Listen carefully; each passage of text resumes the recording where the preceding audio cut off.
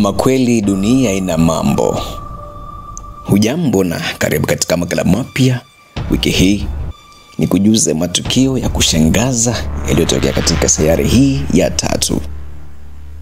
Jina langu ni August Kidale.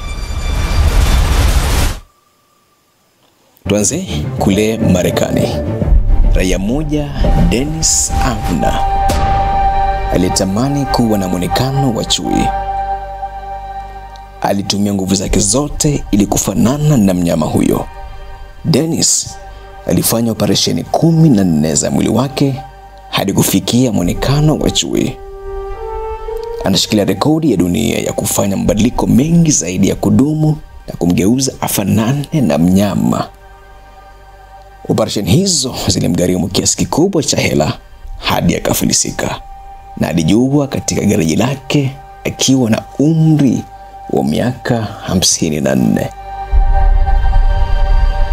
Kule China, Dongyang wana utamaduni wa kuchemsha mayai kwa kutumia mikojo ya watoto wa kiume chini ya miaka 10 ambao hawajawahi kufanya mapenzi.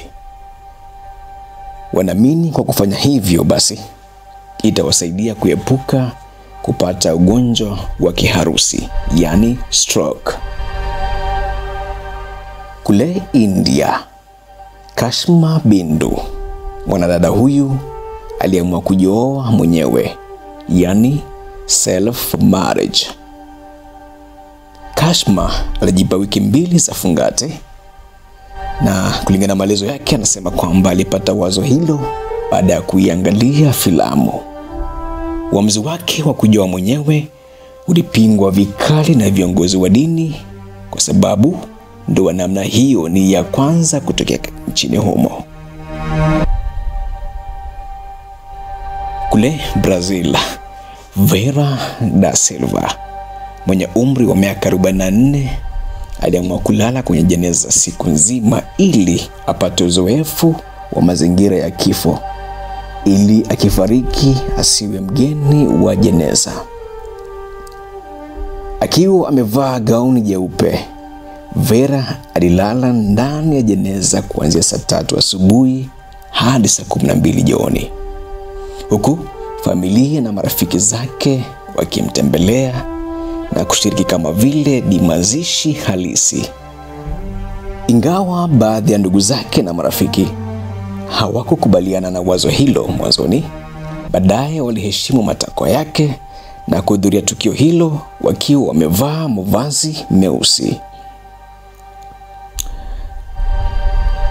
Baada ya kutoka katika jeneza, Vera alielezea kuwa siku hiyo ilikuwa ni siku bora zaidi maishani mwake.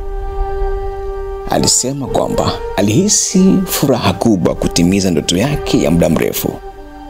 Alibainisha kuwa alipata fursa ya kutafakari kuhusu maisha na kifo, na kwamba tukio hilo lilimsaidia kuondoa hofu ya kifo.